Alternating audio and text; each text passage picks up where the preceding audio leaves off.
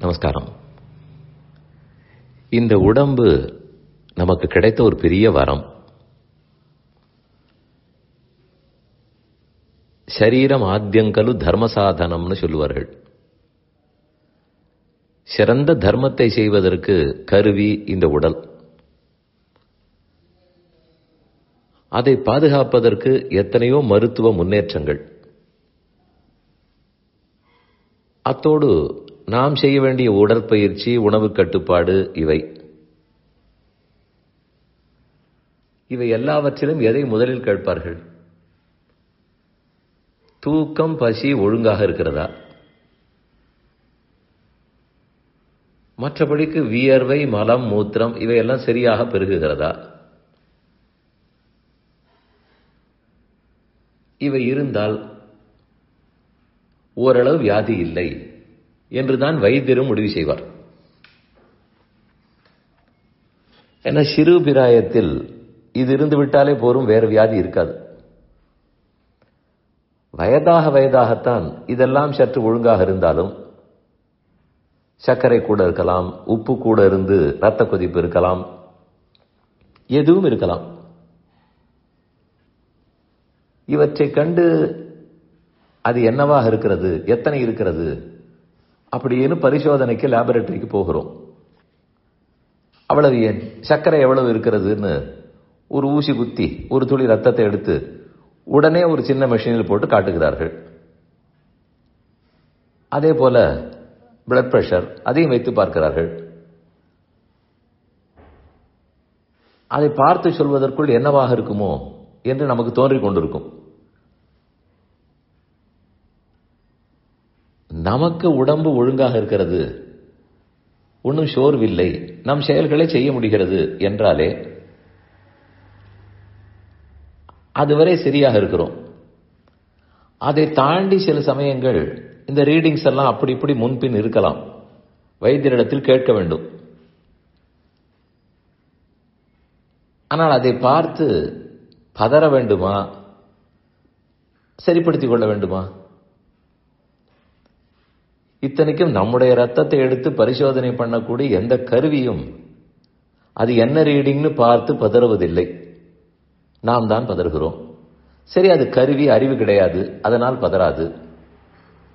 அதை பார்க்கும் லேப் டெக்னீஷியனும் பதறப்போவதில்லை, அவர் ஞானம் உள்ளவர் தான். சரி, அவராவது வேறு யாரோ. அடுத்தவருடைய ரீடிங்கை பார்த்து நான் பதறுவதில்லை, எனக்கென்ன என்பது பார்த்து தான் பதற்றம். ஒருத்தர் சொன்னார், ரீடிங்ஸை ரெக்கார்ட் பண்ணி வைத்துக் கொள்ள வேண்டும், ரியாக்ட் பண்ணக்கூடாது. ரெக்கார்ட் பண்ணி வைத்தியரிடத்தில் சொல்ல போகிறோம். அதற்குள் அதற்கு பயந்தோ பதற்றப்பட்டோ ரியாக்ட் பண்ண வேண்டாம். ஆனா வேண்டாம்னு சொல்லிவிட்டு போகலாம். நடக்குமா? அவ்வளவு எளிதல்ல. ஆனால் வைத்தியரும் என்ன கேட்பார்? உங்களுக்கு ஏதான சிம்டம்ஸ் இருக்கிறதா, அடையாளம் இருக்கிறதா? அதை அவர்கள் மிக முக்கியமாக பார்ப்பார்கள். ஏனெனில் இந்த ரீடிங்ஸ் எல்லாம் சீதோஷ்ணத்தை பொறுத்து மாறலாம், நம்முடைய உடல் நிலையை பொறுத்து காலை ஒன்று மாலை ஒன்று இருக்கலாம். அப்படியே நூல் பிடித்தா போல இருக்காது, மாறும். அதனால் தான் வைத்தியர்கள் உங்களுக்கு பசி, தூக்கம், சாப்பாடு இதெல்லாம் எப்படி இருக்கிறது என்று முதலில் கேட்டுக்கொள்கிறார். அதை தாண்டியும் வேற ஏதானும் இருக்குமானால் மருந்து கொடுக்க போகிறார். உடற்பயிற்சி பண்ணுன்னு சொல்லுவார், பிராணாயாமம் பண்ணுன்னு சொல்லுவார். இதன்படிக்குத்தான் வாழ்க்கை செல்ல போகிறது. அதனால் நான் சொல்ல வந்தது, இந்த உடலை கண்டிப்பாக நன்கு பார்த்துக் கொள்ள வேண்டும். ஆனால் உற்று அதையே பார்த்து கொண்டிருந்தோம்னால் அது கொஞ்சம் சண்டித்தனம் பண்ணும். சற்று விட்டுத்தான் பிடித்தாக வேண்டும். சிலதெல்லாம் ஒரே நாளில் சரியாகாது. மருந்து பிடிப்பதற்கோ உடற்பயிற்சி வேலை செய்வதற்கோ எதற்குமே ஒரு 15 நாள் ஆகலாம், ஒரு மாசம் ஆகலாம். இந்த உடல் ஆரோக்கியமாக இருக்கிறது. வயசாக வயசாக அதற்கு தகுந்த ஆரோக்கியமாக இருக்கிறது. இது எல்லாவற்றுக்கும் எதை முக்கியமாக சொல்லுவார்கள்? ஆக்டிவாக இருக்க வேண்டும். ஆரோக்கியமாக இருக்க வேண்டுமானால் ஆக்டிவாக இருக்க வேண்டும். ஒரு இடத்திலே உட்கார்ந்து கொண்டு எதையோ சிந்தித்துக் கொண்டிருந்தால் லாபமில்லை.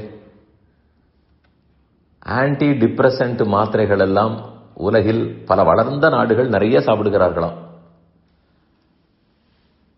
சில நாடுகள் குறைவாக இருக்கின்றன. விழிப்புணர்வோடு இருக்க வேண்டுமே தவிர கவனத்தோடு இருக்க வேண்டும், உண்மைதான். ஆனால் அதையே கவனித்துக் கொண்டிருக்க வேண்டும் என்றால் ஒன்றும் இல்லாவிட்டால் கூட ஏதோ படுத்துகிறா போலதான் தோற்றும். மனமும் மிகவும் முக்கியமான பங்கு வகிக்கும். அது ஆரோக்கியமாக இருக்கிறதுக்கு உடல் ஆரோக்கியமாக இருக்க வேண்டும்.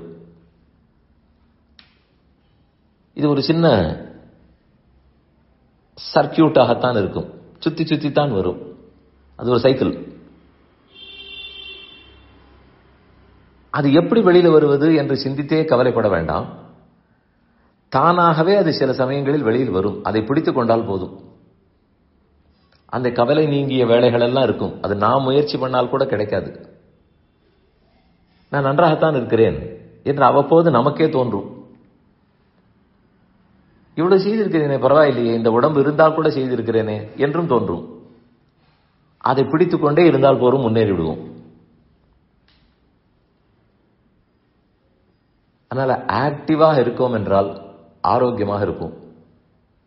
சோர்வு ஆக்டிவாக இருக்க விடாது, உட்கார சொல்லும். சற்றதை மீறும் அந்த முயற்சி நாம தான் செய்ய வேண்டும். செய்தால் தன்னிடையே அது ஒத்துழைக்கும்.